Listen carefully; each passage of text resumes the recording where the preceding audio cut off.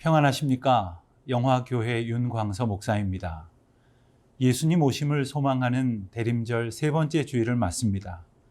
오늘도 영과 진리로 예배하는 감격과 기쁨 속에서 하나님 주시는 평강과 자유를 누리시는 복된 주일 되시기를 바랍니다.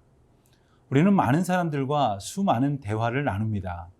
그 가운데 위로와 격려를 받기도 하지만 오히려 상처를 받고 마음이 상하기도 합니다.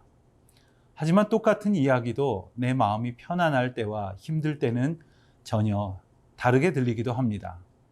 하나님 앞에서도 평안할 때와 힘겨울 때 다르게 느껴질 수 있지만 언제나 동일하신 하나님의 사랑과 공의로우심 앞에 있음을 기억하고 신실하신 하나님의 사랑과 인도하심을 온전히 깨달을 수 있게 되시기를 바랍니다. 오직 우리의 인도자는 여호와 하나님이십니다. 오늘은 욥기 33장 1절에서 13절까지의 말씀을 함께 묵상하시겠습니다.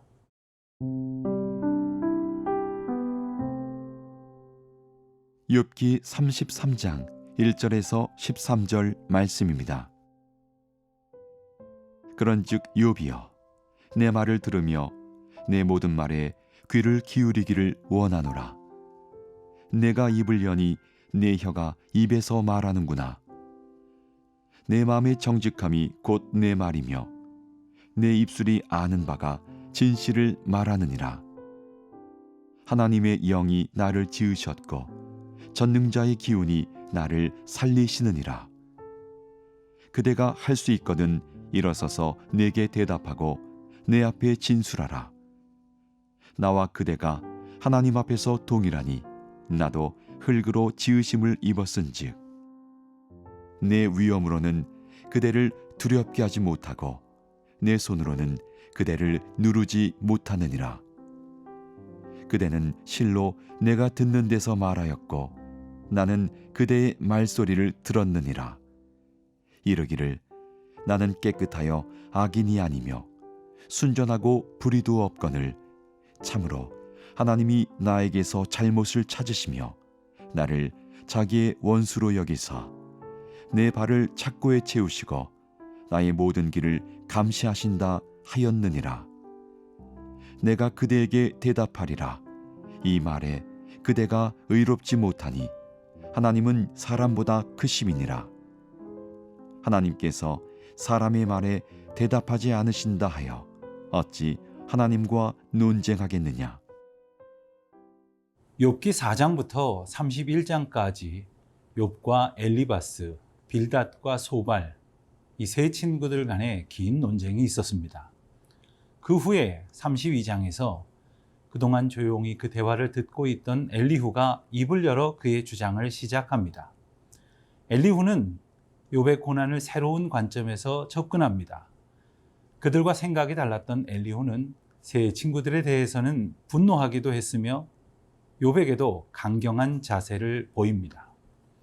엘리후도 자기 주장이 강하고 의견이 분명했지만 그는 네 사람의 대화를 먼저 듣고 난 뒤에 그들과는 다른 새로운 입장을 취했던 것입니다.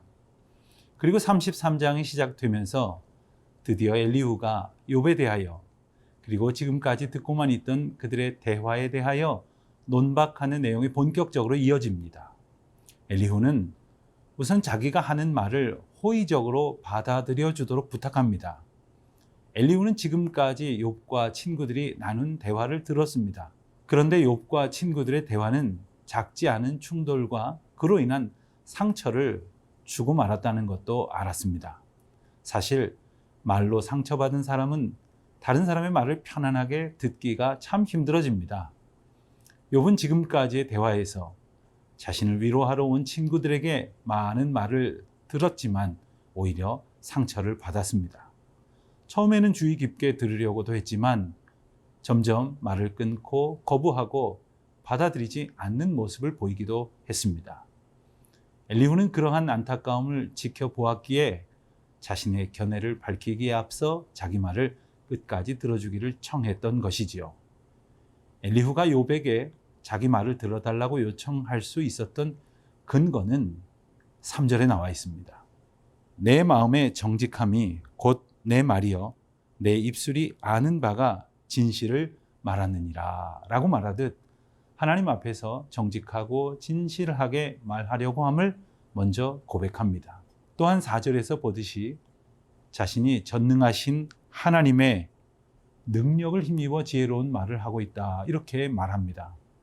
우리가 많은 사람들을 대하며 많은 말을 하고 살아가지만 정직하고 진실되게 말할 때 비로소 그 말에 힘이 있게 되고 용기와 능력이 담겨지게 되는 것입니다. 그때 담대하게 말할 수 있고 두려움 없이 합당한 말을 전할 수 있게 되는 것입니다. 하지만 동시에 기억해야 할 것은 두렵고 떨리는 마음으로 하나님 앞에서 내가 진실로 정직한가?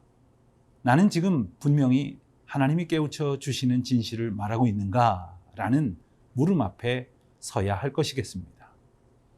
때론 나의 감정을 이기지 못하거나 편견에 휩쓸려 옳지 않은 말을 하고 있는 것은 아닌가 늘 돌아봐야 할 것이겠습니다. 엘리후는 자신의 말이 한낱 피조물의 조언에 불과하다는 것을 알고 있었지만 하나님의 메시지가 전달되기를 바랬습니다. 전능하신 하나님의 메시지는 상처 입은 영혼을 어루만지시고 그 심령으로 스며들게 마련입니다.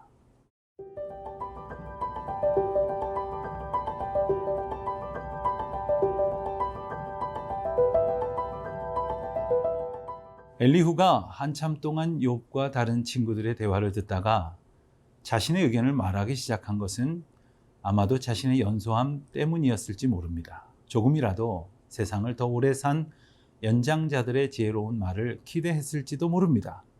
하지만 엘리후는 그들의 대화를 들으면서 연장자라 해서 반드시 지혜롭거나 공의를 잘 깨닫는 것은 아니라는 점도 알게 되었습니다. 사람의 지혜와 총명은 인간의 지식과 경험에서도 얻을 수 있겠으나 궁극적으로는 피조물인 인간에게 부여하시고 깨우쳐 알게 하시는 하나님의 은혜로부터 얻어진다는 사실을 우리는 기억해야 합니다. 여호와를 경외하는 것이 지식과 지혜의 근본이 된다는 이유가 바로 여기에 있는 것이지요. 욥은 참 훌륭하고 좋은 사람이었습니다.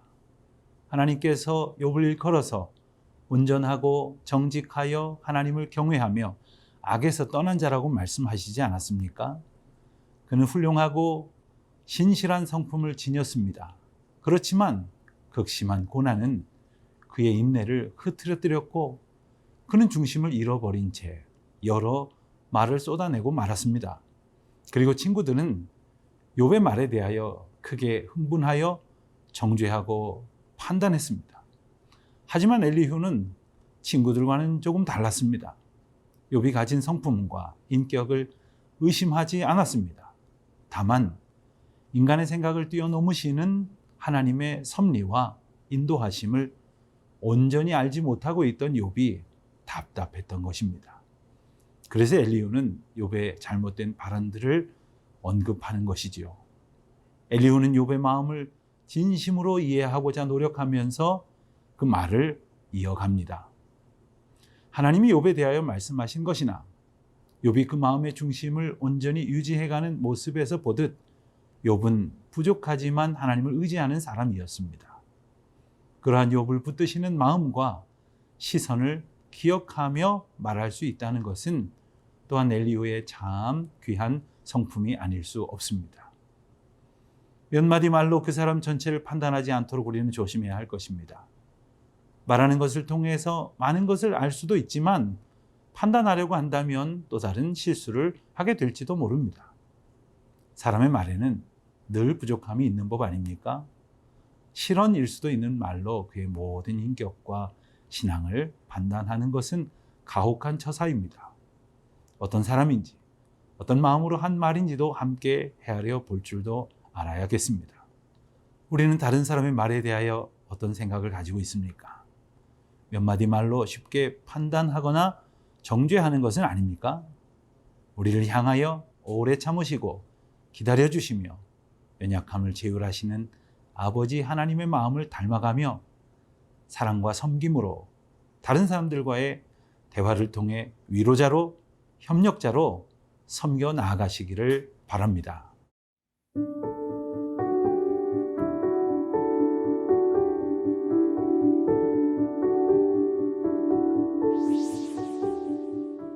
전능하신 하나님, 저희가 평안할 때나 고난 중에 있을 때나 변함없이 저희를 돌보시고 인도하시는 하나님의 사랑 앞에 신실하게 하여 주시옵소서.